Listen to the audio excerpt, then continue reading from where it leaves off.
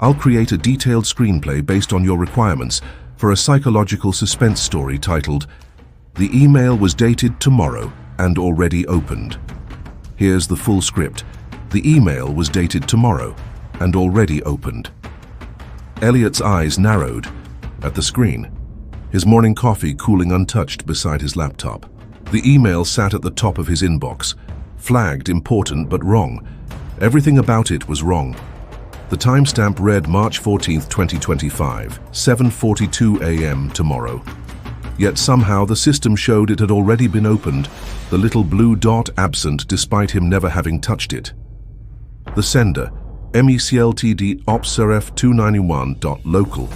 No subject line, just a single attachment that he couldn't remember clicking on, but somehow had already downloaded. The photo loaded on his screen, his own living room, captured from the perspective of his hallway entrance. There he stood by the bookshelf, his hand frozen mid-gesture as if explaining something to an invisible audience. The lighting matched exactly what poured through his blinds right now, the same grey-blue Portland morning light that always filled his apartment at this hour. The timestamp on the image read 6:03 p.m., March 14th, 2025. Everything in the frame perfectly mirrored what currently surrounded him, down to the arrangement of books and the half-empty glass of water on the side table. Everything except the framed photograph of Lena. The silver frame that had lived on his coffee table since last Christmas was simply gone. Elliot closed the laptop, then immediately opened it again. The email remained. He clicked refresh, checked his spam folder, opened his email settings. Everything functioned normally. He ran his antivirus software, scanned for malware, and checked his network for unfamiliar connections. Nothing. His well-ordered digital life showed no signs of intrusion besides this single impossible message. He forwarded the email to Martin in IT with a quick note, getting some strange emails with timestamps from the future. Server issue. Martin would probably laugh it off as a glitch. Elliot hoped he would. But as he showered and dressed for his daily virtual meetings, the image from the attachment stayed with him. His own face, slightly blurred, caught in that strange half moment of speech. To whom was he speaking? And why was Lena's photo missing? By noon, Martin hadn't replied. Elliot found himself repeatedly glancing at the coffee table during his video calls, reassuring himself that the frame remained in place. The silver edge caught the light as it always did, Lena's smile unchanged from their vacation at the Oregon coast last summer. He tried to focus on his workflow, prototyping user interfaces, drafting feedback reports, but found himself opening and closing his email obsessively, checking timestamps, examining metadata. He called Lena during his lunch break. "Hey, Elle, what's up?" Her voice sounded normal, bright against the background din of the Chicago photography studio where she worked. "Nothing much, just checking in." He paused, unsure how to phrase his actual concern without sounding unhinged. "Hey, that framed photo you gave me for Christmas, the one from the coast. Did you already break it?" She laughed.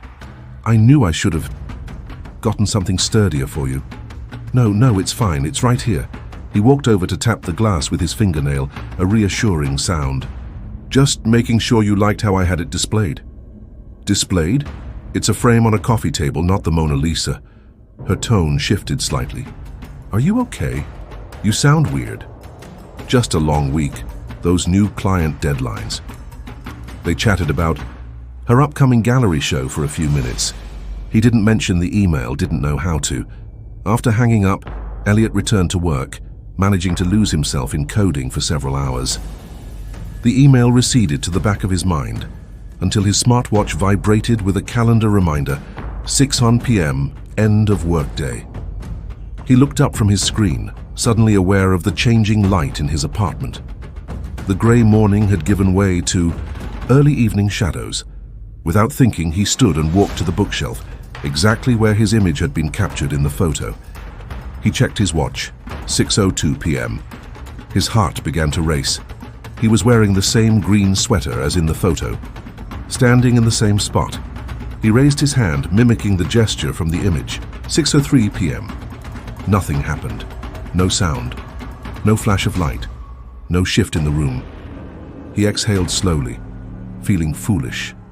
Of course, nothing happened. He turned toward the coffee table. The frame was gone. Elliot froze. The silver frame that had been there all day, that he had physically touched during his call with Lena, had vanished. He dropped to his knees, checking under the table, behind the couch, scanning the entire room. Nothing. He grabbed his phone and opened the security camera, app he used to check on his cat when he traveled. The feed showed his living room from the opposite corner, the timestamp running in real time. He pulled up the recorded footage and scrolled back. 6:00 p.m. The frame was visible. 6:01 p.m. Still there. 6:02 p.m. Present. 6:03 p.m. The feed cut to black for precisely 5 seconds, then resumed. The frame was gone. Elliot played the footage again and again. The camera hadn't moved. The room hadn't changed. Just those 5 seconds of darkness and the disappearance of an object that should have been impossible to remove without entering. The frame. That night, Elliot didn't sleep. He sat at his kitchen counter with his laptop open, reviewing the original email repeatedly. He tried replying to it, but the message bounced back immediately. Delivery status notification failure. Address not found. The next morning, subtle differences began to accumulate. His refrigerator's hum sounded slightly lower in pitch. The bathroom faucet required an extra quarter turn to fully close. His favorite mug felt imperceptibly lighter in his hand. His boss, Diana, called around 10. "Elliot, did you send over those slides for the Meridian presentation? You mentioned yesterday you'd have them ready first thing." "What slides?" Elliot felt a chill. "We didn't discuss any slides." "Very funny. The deck you promised after the Meridian team requested visual aids? Look, I need those by noon, okay? No extensions this time." The call ended before he could respond. He had no memory of this conversation, no record of it in his calendar or chat logs. He opened his project files and found, to his bewilderment, a half-completed slide deck for Meridian. The last edit timestamp yesterday at 4:17 p.m. in his own account. By the time he completed and sent the mysterious slides, a new email had appeared in his inbox. Same sender, same lack of subject line. Dated March 16th, 2025, 2 days ahead. This time the attachment showed his laptop screen displaying a video chat with Lena. Her face was tear-streaked, eyes red. The message bubble shown in the chat read, "I shouldn't have opened the file, Elliot called Lena immediately." The call went to voicemail. He texted, "Need to talk. Call me ASAP." No response. An hour passed. 2. By evening, panic had fully set in. He called again, texted again. Nothing. He called her studio. The receptionist said she had left early, mentioning a family emergency. Family emergency. The only family Lena had was Elliot. That night, Elliot paced his apartment, jumping at every creak and shadow. He covered his laptop camera with tape, unplugged his router, then plugged it back in, unable to bear being disconnected. He looked up flights to Chicago. The next morning, Saturday, another email arrived. Same sender, dated March 17th, 2025. The attachment, a screenshot of his phone's weather app, showing his location as Chicago O'Hare International Airport. Forecast, rain. By noon, Elliot had packed a bag and booked a Sunday morning flight. He hadn't slept in over 30 hours. The world around him felt increasingly unreal. Sounds slightly delayed, colors a touch too vivid. He kept checking his phone, waiting for Lena to call back. She never did. Sunday morning arrived with a pounding headache behind his eyes. The flight to Chicago was turbulent, matching his state of mind. He hadn't told Lena he was coming. Some irrational part of him feared that announcing his arrival might somehow prevent it from happening, might disrupt whatever strange sequence of events had been set in motion. The taxi dropped him at her building in Wicker Park at 2:47 p.m. Rain fell in a light mist, just as the forecast in the email had predicted. He buzzed her apartment. No answer. He buzzed again, then tried the neighbor. "Yeah?" A woman's voice, irritated. "I'm looking for Lena Reyes. I'm her brother." A pause. "She left early this morning. Looked like she was in a hurry."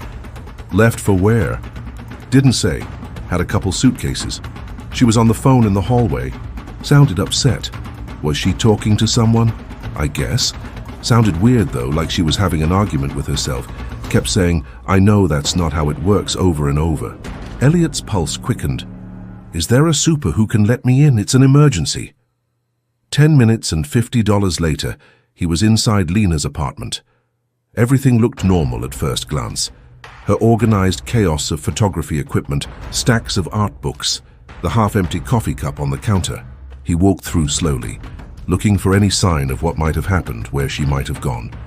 In the kitchen, a single sheet of paper was taped to the refrigerator, a printed screenshot, his email inbox, the top message visible in the queue.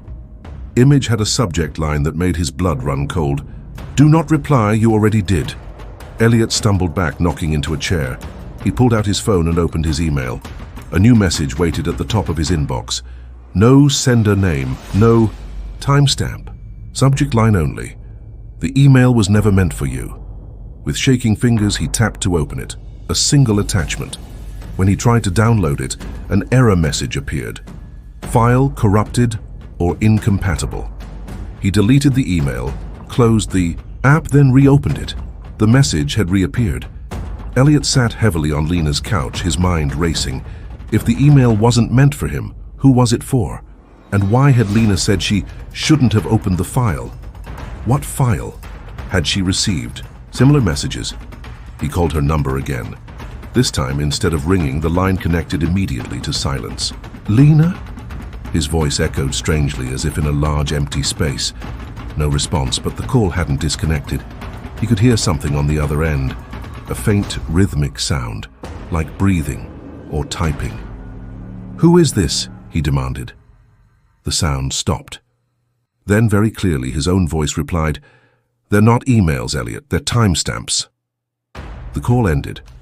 Elliot's phone buzzed with a notification. New email, no sender, no subject, just an attachment. This time, it opened. A video file began to play. Security footage of his own apartment, his living room, from the same angle as his cat cam. The timestamp read, "Now, current time, current date." The room was empty. Then a figure walked into frame, himself. But something was wrong. The movements too fluid, the posture too perfect. The Elliot in the video turned directly to the camera and smiled. "Time isn't linear, Elliot," his doppelganger said. "Memory isn't either. You're remembering forward. I'm remembering backward. We'll meet in the middle soon." The real Elliot dropped his phone. It clattered to Lena's hardwood floor as the video continued to play. He could still hear his own voice, now tinny and distant through the phone speaker. "The emails weren't from tomorrow. They were from yesterday. You've already lived this, you just don't remember yet." Elliot backed away from the phone as if it were a snake. His head pounded, vision blurring at the edges. None of this made sense. None of it was possible. And yet, his phone buzzed again. Text message from Lena. "I found what was missing. We can fix this, but I need your help. Meet me where you first saw it." Where he first saw it, the email, the frame? Elliot's thoughts raced, trying to connect fragments that refused to align. Then it hit him. The place where he'd first seen. The photo of himself. His apartment. His bookshelf. Within the hour, he was at O'Hare waiting for a flight back to Portland. His phone had stopped receiving notifications. The mysterious emails had vanished from his inbox as if they'd never existed. Only Lena's text remained.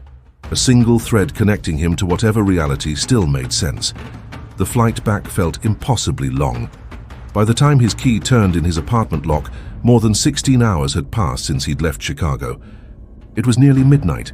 The apartment was dark, silent. "Lena," he called, switching on the light.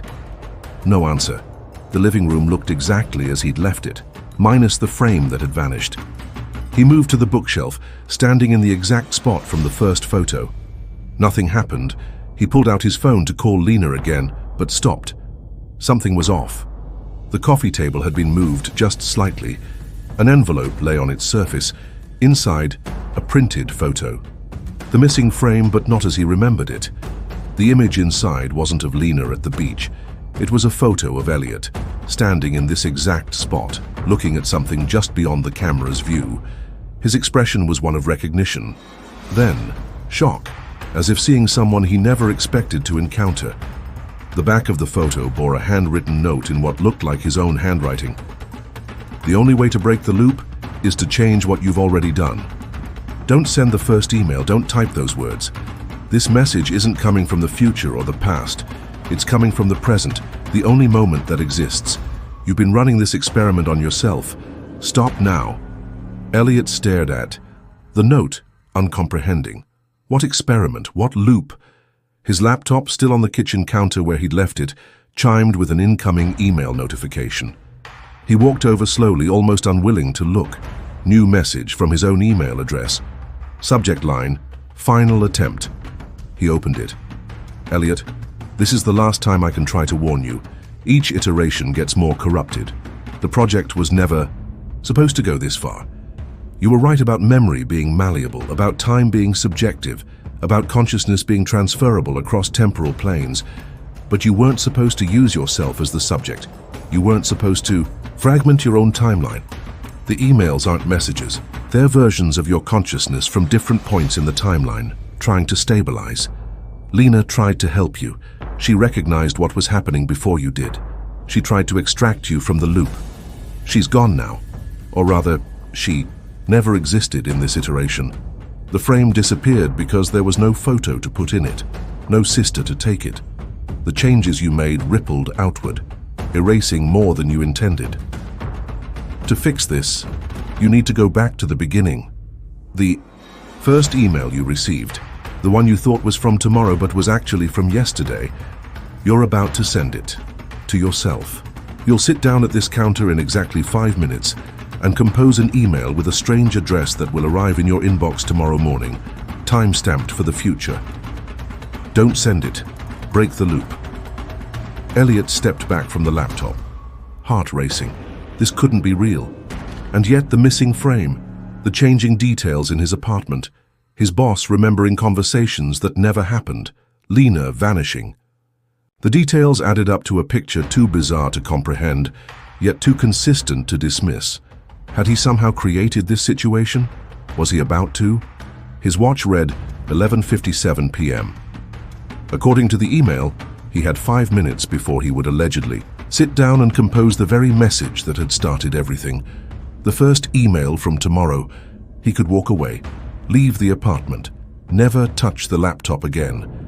Instead, almost without conscious decision, he found himself sitting at the counter, opening his email, creating a new message.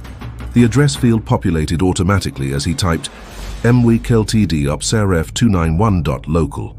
His own fingers, moving as if guided by muscle memory, set the delivery time for 7:42 a.m., March 14th, 2025. He left the subject line blank. In the body, he began to type, "The email was never meant for you," then stopped. The cursor blinked accusingly. "Don't send it. Break the loop." His finger hovered over the delete key. Behind him, a floorboard creaked. Elliot turned. Standing by the bookshelf, hand raised in mid-gesture, was a figure that looked exactly like him. "You can't stop it," the other Elliot said. "You already tried." Elliot looked down at his screen at the half-composed email, then back at his doppelganger. "Who are you?" he whispered. "I'm you, 6 months from now, or 6 months ago. It doesn't matter anymore. Time is circular when you break it enough times. What happened to Lena?" "That's the wrong question," the other Elliot said. "You should be asking, what happens if you don't send that email? What reality collapses? Which version of you disappears?" Elliot's finger still hovered over the keyboard. Delete the draft? Complete it? His mind raced with impossible calculations, with unknowable consequences. The other Elliot smiled sadly. "You always make the same choice. Every time." At 12:03 a.m., Elliot Reyes pressed send. At 7:42 a.m., an email arrived in his inbox dated for tomorrow. And somewhen, the loop began again. If this story held you until the end, like the video and subscribe. The next one might be waiting for you right now. And there's one more is waiting just beside this. Maybe it explains what's missing from this one. Maybe it makes everything worse.